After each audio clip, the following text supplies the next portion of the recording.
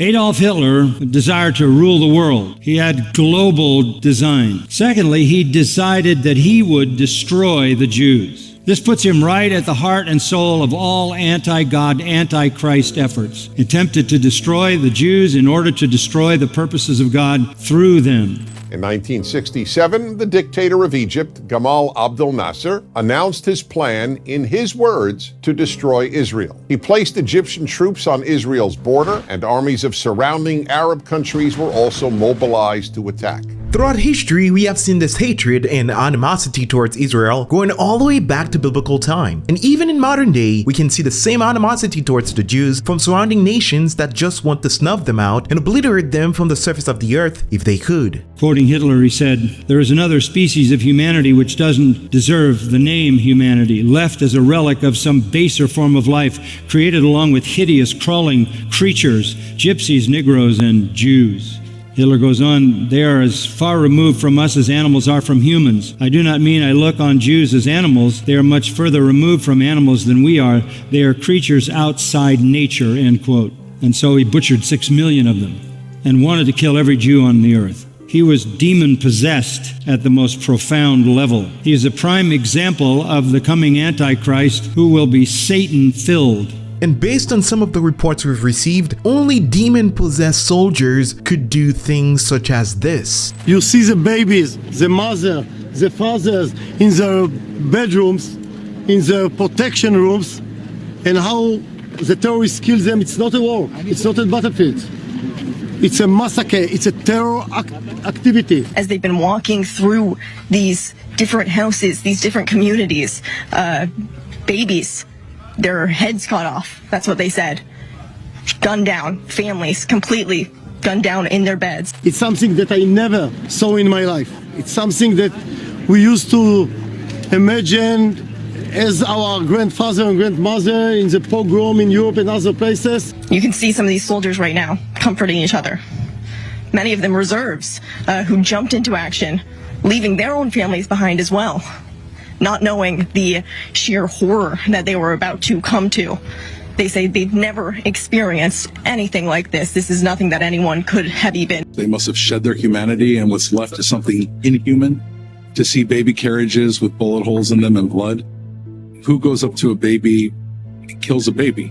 Every day, there's more troubling news surrounding the war between Israel and Hamas. There was a recent report that seems to indicate that Hamas has called on Muslims worldwide to stage a day of jihad, a holy war, on Friday, October 13th. It was also shocking to see this picture of Congresswoman Rashida Tlaib, who continues to display Palestinian flag in support of Hamas outside of her congressional office and refused to remove it even after hearing the Palestinian Hamas terrorists invaded Israel on Saturday, killing more than 1,000 Israelis. But as this is going on, your colleague Rashida Tlaib is with quite pride displaying the Palestinian flag outside of her office. How does something like this happen? They're Arab Nazis. That's what the Palestinians are. Thank you. They live alongside Jews, not for the purpose of living alongside them in peace, but living alongside them just long enough to plan, can I kidnap children? Can I execute the elderly? Can I execute the innocent? Not say military to military, but target civilians specifically. They should be looked at no differently than that, and they might as well put a swastika in the middle of the black and the red and the green, and that's essentially what she's displaying. As horrifying as the news reports are from this war, one could never imagine anyone supporting the crimes committed against babies, pregnant women, and grandmothers. However, many news articles and media organizations are emphasizing certain aspects of this conflict to put blame on one side or the other. And apparently, Harvard's Arab Alumni Association is asking members to support Arab students whose group signed the Hamas letter. And in this article I found on Ground News titled "Pro-Palestinian Letter from Harvard Students Provokes Alumni Outrage," the article summary states that a coalition of 34 Harvard student organizations, including Muslim and Palestinian support groups, blamed the Israeli regime for the violence in Palestine, claiming that the ongoing attacks are a result result of decades of occupation and the creation of an apartheid state. People on the internet are choosing sides, and believe it or not, some have found a way to justify the horrors we've heard in the news. Even the BBC, once an internationally trusted news network, refused to call the Palestinian Hamas terrorists terrorists. I mean, let's just be crystal clear. This is an act of terrorism that we saw at the weekend, the worst since 9/11, one of the worst terror attacks in modern history. And yet you have mainstream media, the BBC in Britain, refusing to describe Hamas as terrorists. They call them militants. Even John Simpson, one of their senior foreign correspondents and editors, said it's not a journalist's role to call groups like Hamas terrorists. He says calling someone a terrorist means you're taking sides and ceasing to treat the situation with due impartiality.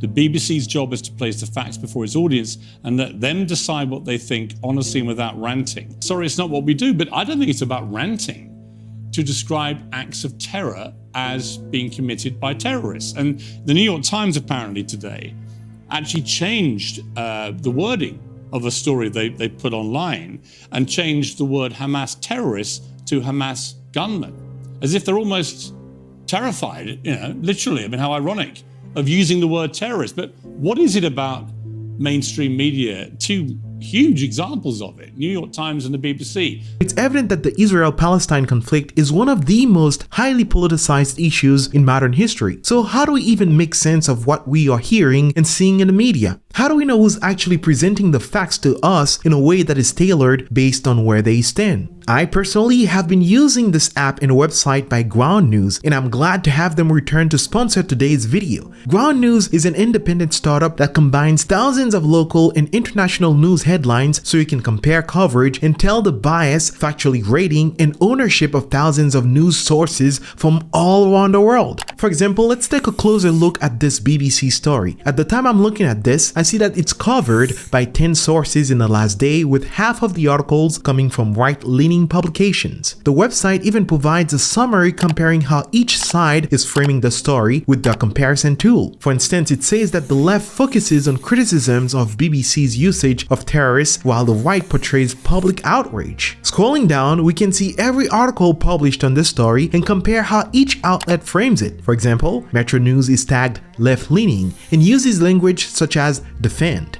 BBC defends language for Hamas doing war with Israel, whereas the GB News, that leans right, describes John Simpson being ripped apart because they failed to call Hamas terrorists. You can clearly see from these headlines that the framing of a story can be quite different depending on what outlet is reporting it. This is why I love Ground News. They immediately expose how politics impacts the way the news is reported. Being able to see the sources of the news I am reading and compare the language from left, center, and right-leaning media is a huge benefit that helps me see right through the motives of the mainstream media sources. I encourage you to check out Ground News at ground.news/thegospel and subscribe through my link below for 30% off for unlimited access, or try out their pro plan for less than $1 per month. It's been a valuable resource for me in seeing through manipulative reporting, and I think you'll find it useful too. Now, remember the Global Day of Jihad that we talked about earlier, that Hamas announced that all Muslims around the world were to mobilize on that day in support of Hamas. Apparently, a lot of people were listening and paying attention, and in New York City, a large group of Palestinians took to the streets, the flag chanting and marching in support for Hamas. Free, free Palestine!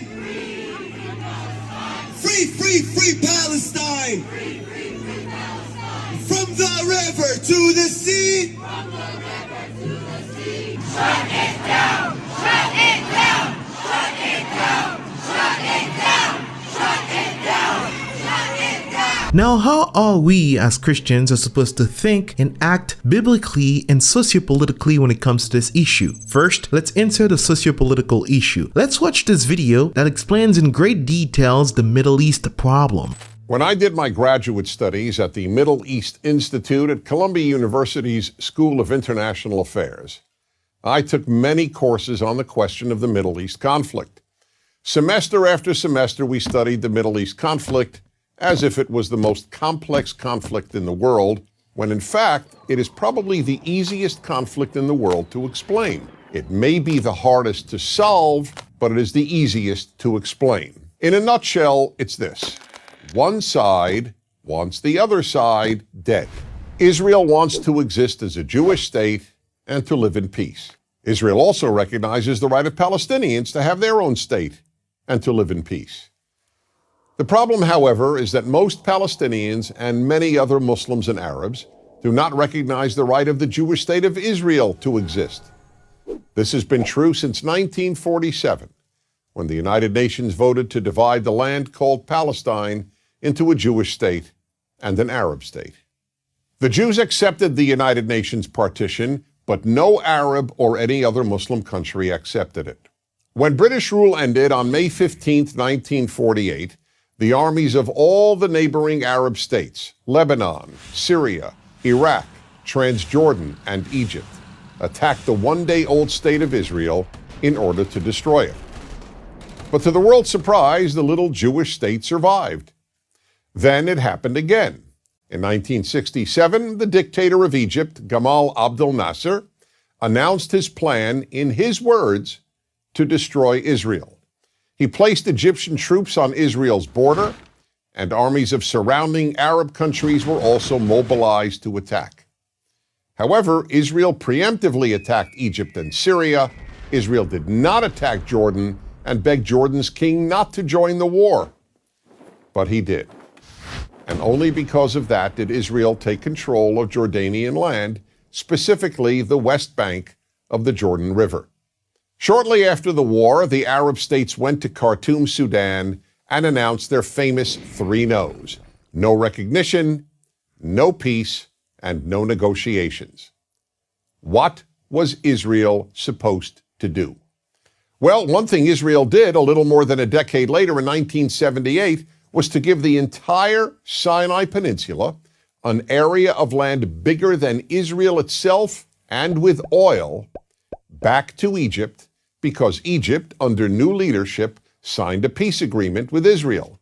So Israel gave land for the promise of peace with Egypt, and it has always been willing to do the same thing with the Palestinians. All the Palestinians have ever had to do is recognize Israel as a Jewish state and promise to live in peace with it.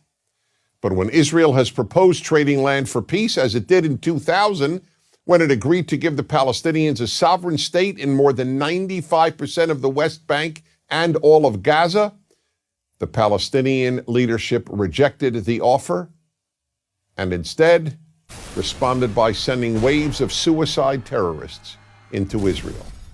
Meanwhile, Palestinian radio, television, and school curricula remain filled with glorification of terrorists, demonization of Jews, and the daily repeated message that Israel should cease to exist. So it's not hard to explain the Middle East dispute. One side wants the other dead. The motto of Hamas, the Palestinian rulers of Gaza, is, "We love death as much as the Jews love life." There are 22 Arab states in the world, stretching from the Atlantic Ocean to the Indian Ocean. There is one Jewish state in the world, and it is about the size of New Jersey. In fact, tiny El Salvador is larger than Israel. Finally, think about these two questions. If tomorrow Israel laid down its arms and announced, "We will fight no more," what would happen? And if the Arab countries around Israel laid down their arms and announced, "We will fight no more," what would happen? In the first case, there would be an immediate destruction of the state of Israel and mass murder of its Jewish population. In the second case, there would be peace the next day. As I said at the outset, it is a simple problem to describe. One side wants the other dead. And if it didn't, there would be peace. Please remember this. There has never been a state in the geographic area known as Palestine that was not Jewish. Israel is the third Jewish state to exist in that area. There was never an Arab state, never a Palestinian state, never a Muslim or any other state. That's the issue. Why can't the one Jewish state the size of El Salvador be allowed to exist? That is the Middle East problem. The second and final way I want us to look at this is spiritually, and more particularly on the basis of false religion. And recently, John MacArthur was asked the question on how Christians were supposed to think about this issue, and his answer was very helpful and wise. Take a listen. Well, there are several ways in which you can look at it, and all of them are important. First of all, you have to respond by saying false religion is capable of doing the most horrendous things possible. False religion is behind all the slaughter. You know, if we have a mass murderer in America, it takes years to catch them because they hide it, they bury the bodies. But if your murders are tied to a false religion, you make videos of them, you parade them, you show them off.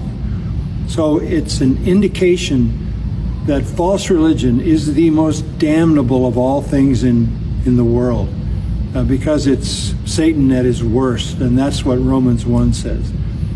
So you're seeing the horror of false religion and why you can never make a truce with false religion. Regardless on where you stand on this issue, the bottom line is that sin is what causes all of this turmoil in the world. And the only remedy for sin is the gospel of Jesus Christ. The only remedy to all wars and all animosity that we are seeing in the news and the media, and especially in this war, it all boils down to the human heart that is depraved and in need of a savior. Jesus Christ is that savior. Now, our job is not necessarily to take sides. We will, of course, condemn what is evil and demonic. However, at the end of the day, our primary job is to preach the gospel. Only the preaching of the gospel can save those people from their sin, change their heart and mind, and give them a new purpose, which is to serve the true and living God. Preach and proclaim the gospel.